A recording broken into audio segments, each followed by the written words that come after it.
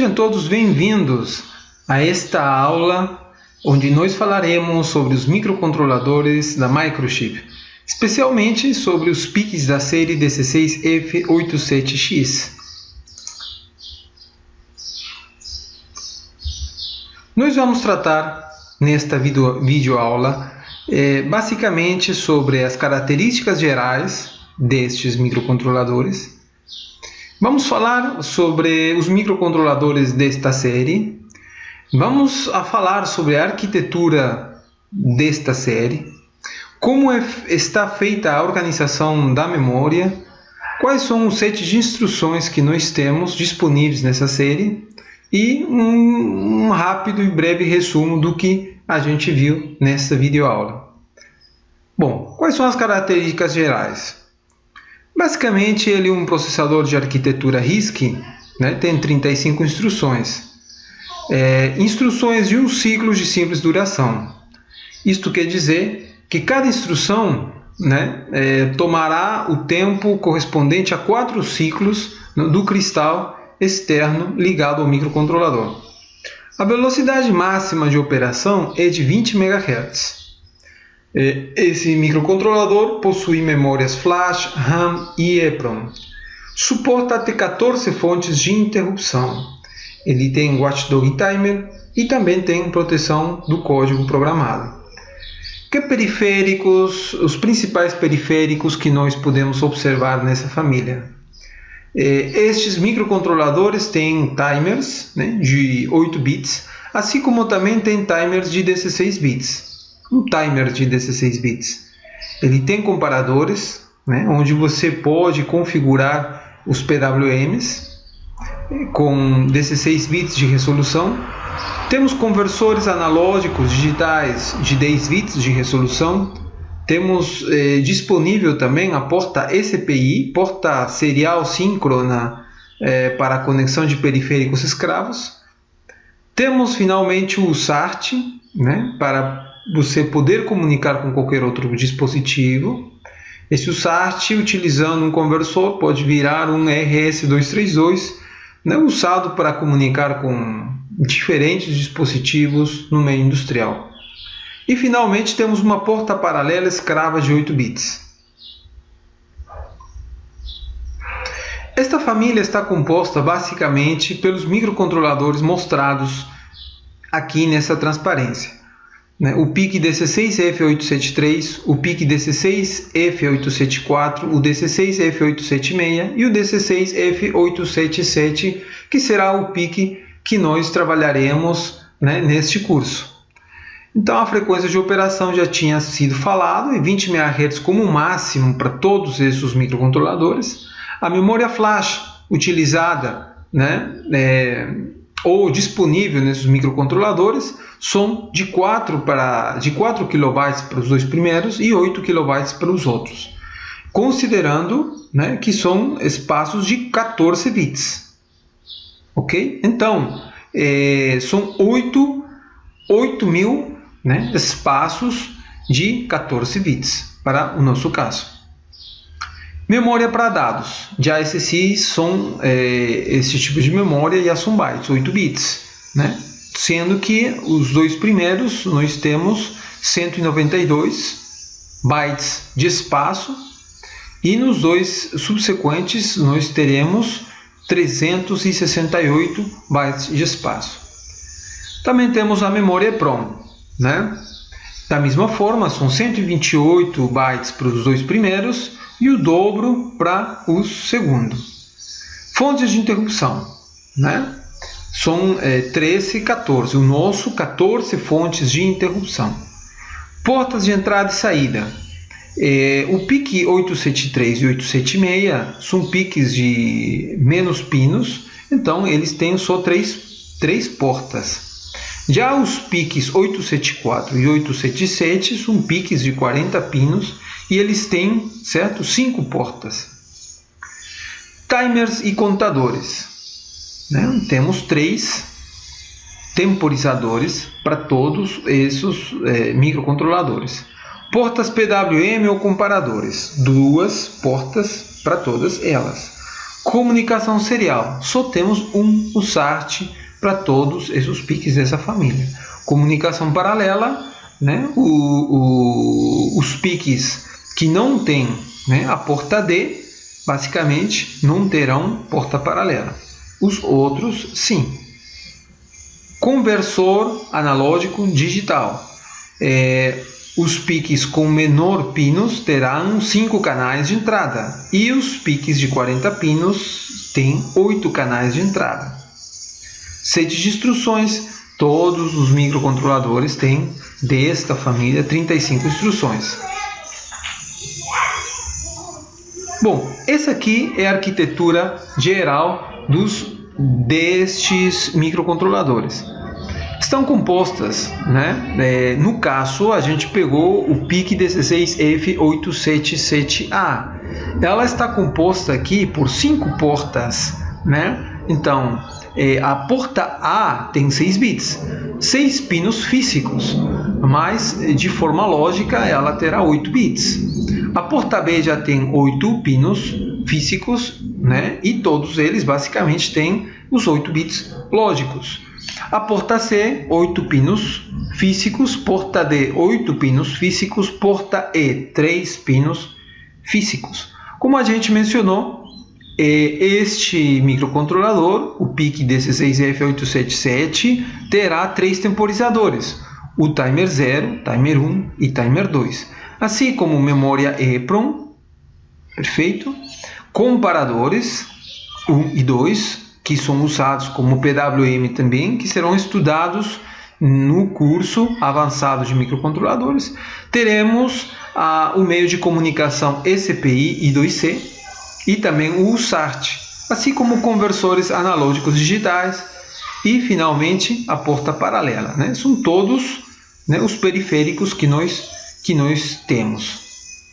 Este microcontrolador tem um ALU que processa, né, basicamente as instruções, e nós teremos também a memória do programa, que nós vamos falar com um pouquinho mais de detalhe na frente. Nós já tínhamos comentado que ela está composta por espaços de memória de 14 bits, perfeito? Temos um contador de programa. Esse contador de programa nos dirá qual será a linha na memória do programa que será executado, né? Então, ela também será de 14 bits. E nós temos o stack, ou a pilha, né? Que armazenará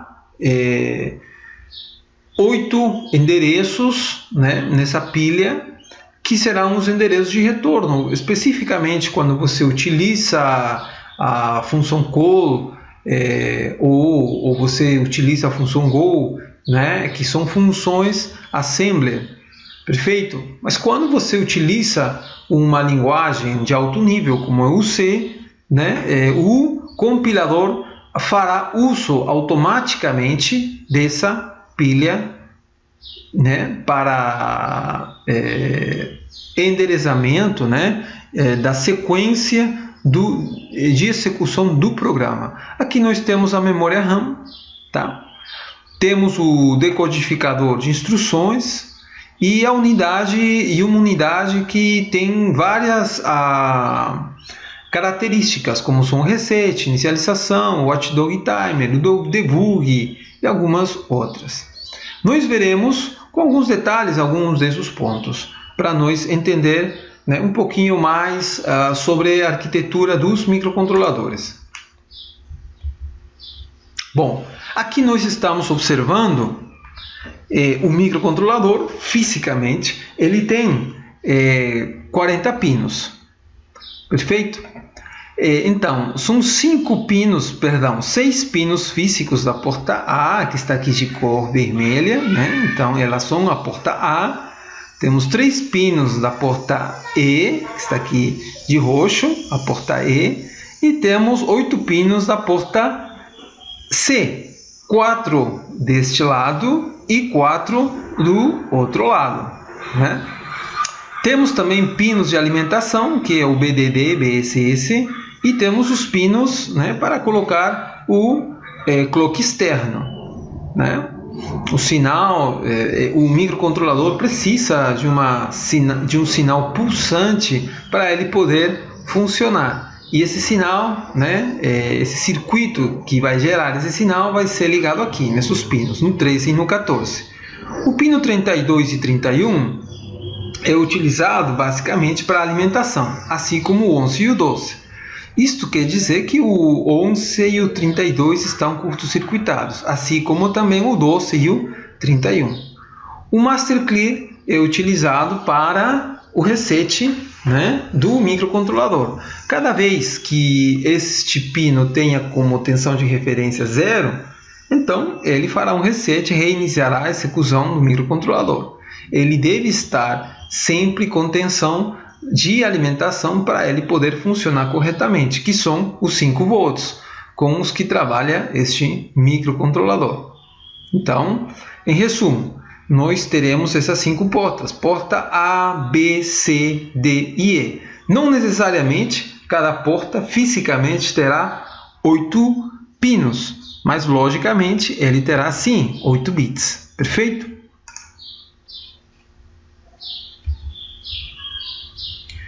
O clock que nós comentamos, né, que são os pinos, vamos voltar um pouquinho, que são os pinos 13 e 14 deste microcontrolador, né, 13 e 14 deverão ser ligados a um cristal ou ressonador para você ter essa referência de tempo.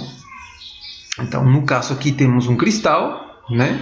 O ressonador terá os capacitores que nós mostramos embutidos nele, né? Neste caso, um cristal que precisa dos capacitores. Então, aqui nós temos, né, o cristal vai para cada pino e cada pino um capacitor diretamente para a referência, para a terra, né? Quais são os valores que devem ter esse capacitor, né? Aqui temos uma tabela dos valores recomendados para um bom funcionamento, né, desse cristal. Então, tudo vai depender da frequência que você esteja utilizando. A configuração, as configurações ou possíveis configurações que você tem para o cristal são, né, LP, XT e HS. LP utilizado para baixas frequências, XT médias frequências e HS para altas frequências. Então, para cada uma você terá um valor de capacitor diferente. O RC também, né, é um oscilador bastante simples de implementar, que pode ser utilizado para frequências baixas. E nós fazemos essa pequena configuração, né? O R1 e o C1. A multiplicação de R1 e C1, né, dará a frequência que você terá aqui no oscilador. Então, o oscilador 2 fica aberto, ou então você pode utilizar para poder fazer leitura, né, da frequência de trabalho do microcontrolador. Quando você ligue um botão no microcontrolador ou em qualquer circuito embarcado, o que você tem que ter em consideração você só pode utilizar duas formas, né, que são a resistência pull-up ou a resistência pull-down. Nesse caso, na figura A, nós estamos falando do pull-down, né? Nessa figura, nós observamos que em nenhum momento o pino do microcontrolador fica aberto. Ou está em 5 volts, ou quando você aperta EC1 está em 0 volts. Então, ele sempre terá uma referência. Isto aqui é utilizado por quê? Porque quando ele fica aberto, ele poderá dar um sinal flutuante, um ruído.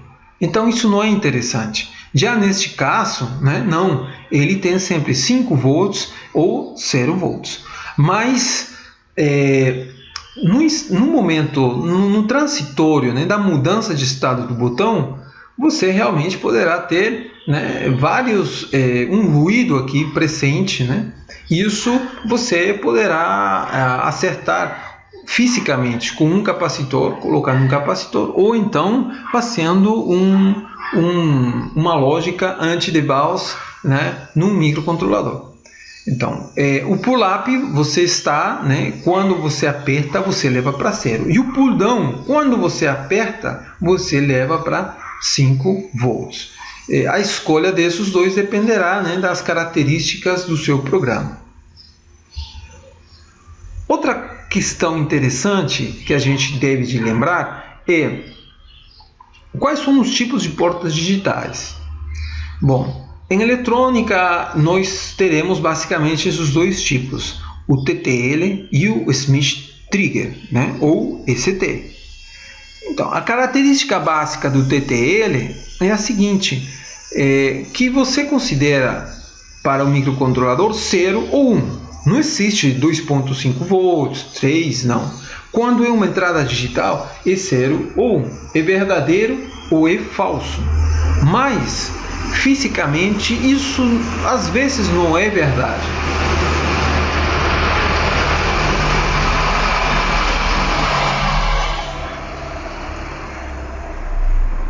Você pode ter o caso onde a tensão seja 4 volts, 4,5, ou em vez de ser 0.5 volts, enfim, né? Isso aí você vai ter que verificar. Mas para o caso do TTL, né, o microcontrolador vai considerar 0 quando a tensão seja menor que 1 volt. E vai considerar 1 quando a tensão seja maior que 1.25 volts. Né? Ou 0.25 vezes a tensão de alimentação, né? Que geralmente, claro, é 5 volts. Então, nós temos, né, outra questão. Existe uma pequena esterese aqui, né? Porque o que acontece no meio? Vai depender do valor anterior. Então, vamos fazer uma pequena simulação. O valor começa a subir, né, no pino da entrada digital. Então, ele vai considerar 0, 0, 0. Então, 1 volt vai continuar considerando 0. 1,1 volt vai considerar 0. Num instante em que ele seja maior que 1.25, 1,25, vai considerar 1. E se a tensão for diminuindo, né, logo que foi considerado 1, vai diminuindo, 1.1 já não é mais 0, agora vai continuar sendo 1. Só volta para 0 quando ele seja maior que 1 volt. Né? Aí volta para 0. Então, existe uma pequena esterese. Agora, você disse, qual a diferença de TTL para Smith Trigger? Que essa esterese é bem maior no Smith Trigger. Né? Então, ela pode se converter num filtro natural para sinais com ruído. Então, os limites dela são 1 volt e 4 volts. Perfeito? Então, sinais menores de 4 volts não são aconselháveis para usar Smith Trigger. Muito bem. Vamos passar para a porta A e falar sobre suas características básicas. A porta A possui 6 bits, né, físicos, que são bidirecionais. Isto quer dizer que podem ser entradas ou podem ser saídas, né? E para você configurar se são entradas ou saídas, você vai trabalhar isso com tris A, né? Se em tris A você diz, né, vamos escrever aqui alguma coisa, né? Por exemplo, eu tenho tris A. Tris A igual, eu vou escrever em binário, 0, B, e aqui eu vou colocar 0, 0, 0, 0, 1, 1, 0, 1. Bom, como nós falamos, a porta A, né, vai ter vários bits. No caso físico são 6. RA0 corresponderá a esse bit. RA1 a esse aqui. RA2 a esse aqui. RA3 a esse aqui. RA4, RA5, RA6 e RA7. Mas no nosso caso, nós só temos até RA5. Então, como eu posso dizer que meu pino entrada ou saída aplicando um valor atriz A?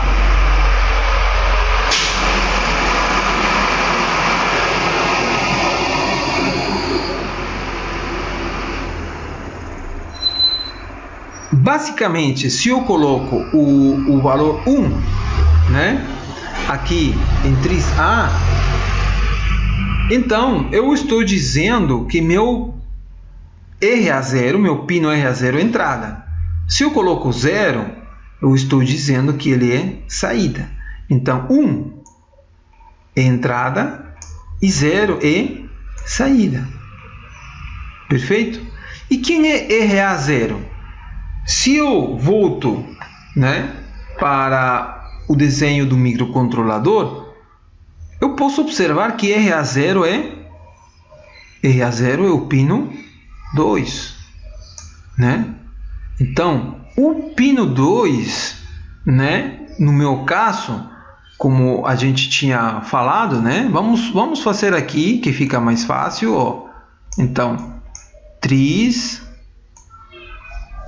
A, né? Triz A igual, vamos escrever em binário.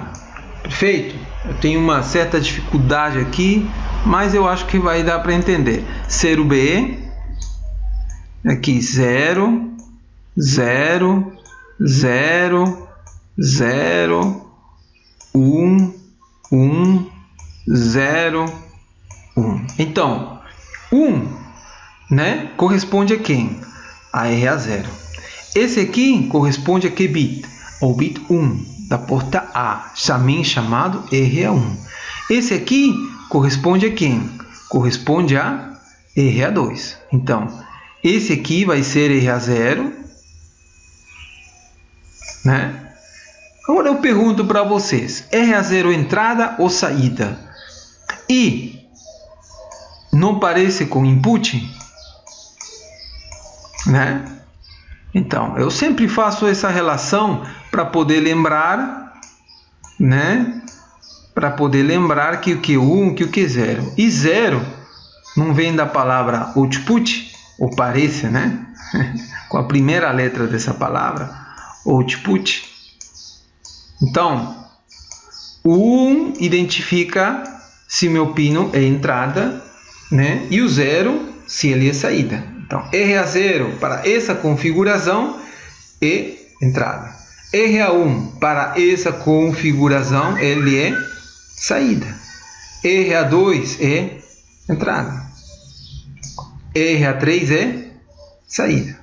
Então, nós temos, né, perfeito, esse tipo de configuração. E nós podemos fazer a mesma coisa com a porta B, porta D. Eu só poderia mudar, por exemplo, aqui a porta B, triz B, né? Triz B tá ok, então o bit menos significativo será quem? Será RB0, né? E assim por diante para as outras portas, porque todos esses pinos dessas portas podem ser entradas ou saídas, e nós definimos com quem?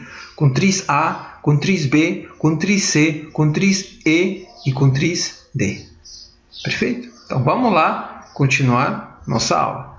Muito bem, nós temos então, né, que além de esses bits ou essa porta serem, esses pinos da porta A serem entradas ou saídas, elas também têm outra característica muito importante.